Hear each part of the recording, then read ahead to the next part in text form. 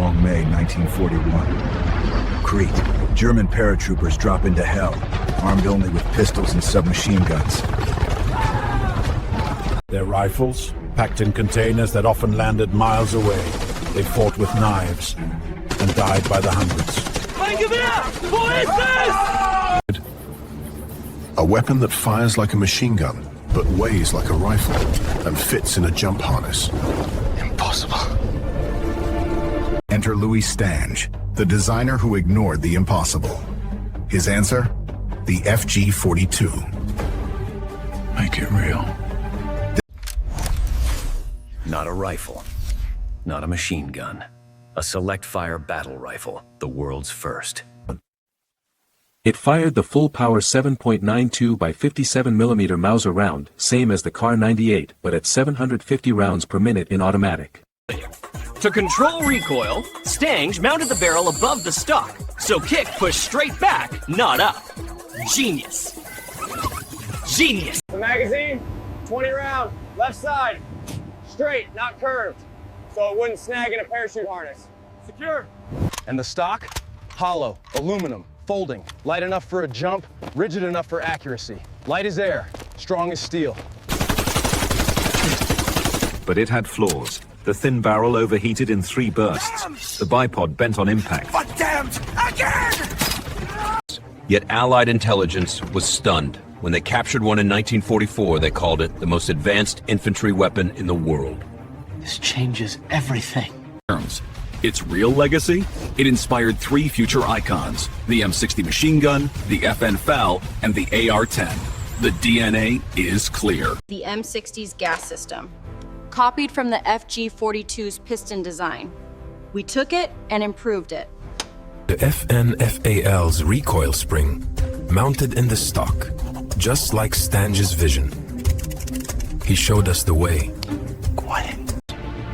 And the AR-10? Eugene Stoner admitted, the FG-42 proved a lightweight battle rifle could work. He was first. But in 1944, it was too late. Germany had no steel, no factories, no time. Fallschirmjäger used it in Italy, Normandy, the Bulge. Always outnumbered, always outgunned. For Germany! After the war, the U.S. tested it relentlessly. Conclusion? Too complex for mass production, but revolutionary in concept. This rifle wasn't just German. It became a blueprint for the free world. 317.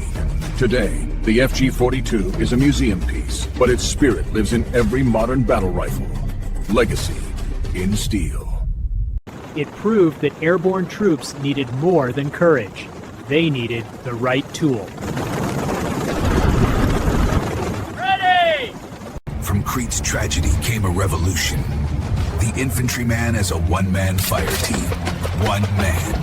Total firepower. The FG-42 wasn't perfect, but it asked the right question. What if a rifle could do it all? And the world answered, yes! We heard you! The FG-42's gas system used a long-stroke piston, unlike the STG-44's short-stroke, making it smoother but heavier. Its muzzle brake wasn't just for show, it redirected gases upward to counter muzzle climb during automatic fire.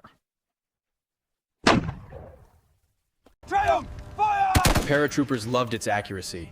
At 400 meters, it could hit a man-sized target, even in full auto bursts. But the first model, the Type Y, had a wooden stock. It shattered on hard landings. 9. Its folding bayonet?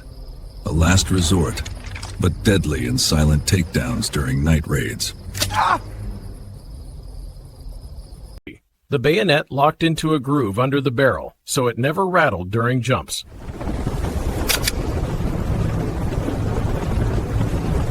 Each FG-42 was hand-fitted. No two were identical. That's why mass production failed. Too precise. The Germans even tried a sniper variant with a ZF-41 scope. Only 20 were made. Für das Vaterland. But the scope was low magnification, only 1.5x. Better for fast target acquisition than long range. Not for sniping, for fighting.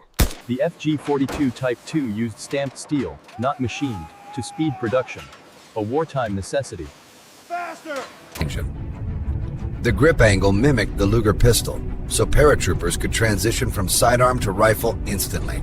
Same feel, total control. Its sling swiveled on the left, so right-handed shooters could fire from the hip while moving. Keep firing! In Italy, Fallschirmjäger used it in the mountains, where firepower beat numbers. Halt! Fire! The rifle's weight, 4.5 kilos, was light for its power. But after a 10-mile jump, every gram mattered. Heavy, but worth it.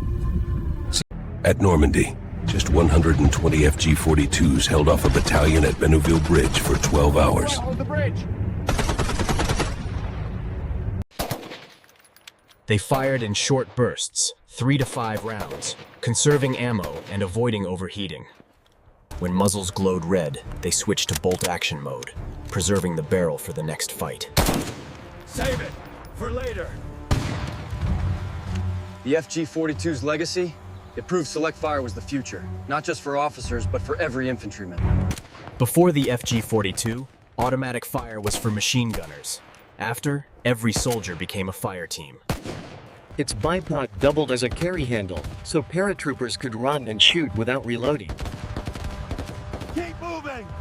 The bipod legs folded inward, not outward, so they wouldn't snag on parachute lines.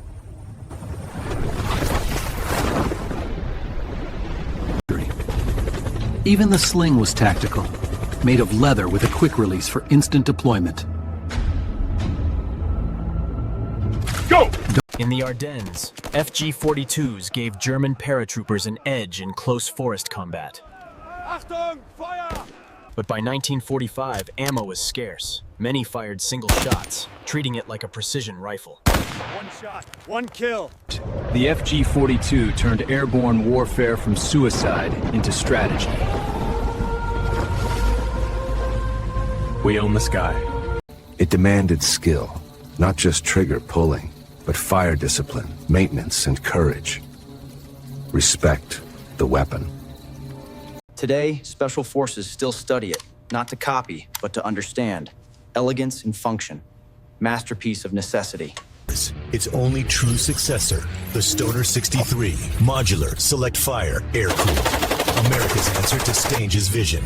Same dream, new. The FG-42 never won a war, but it won the future of infantry combat. The first domino. It wasn't the weapon that won the war, but it showed how wars would be fought from then on. The future is now. Every time a soldier switches from semi to auto, he walks in the footsteps of a Fallschirmjäger over Crete. Same choice, same curve. Born from disaster, refined in fire, remembered in steel. It was too late for Germany, but just in time for the world. We learned. Not a myth, not a miracle, but a lesson in innovation under pressure. Necessity is the mother.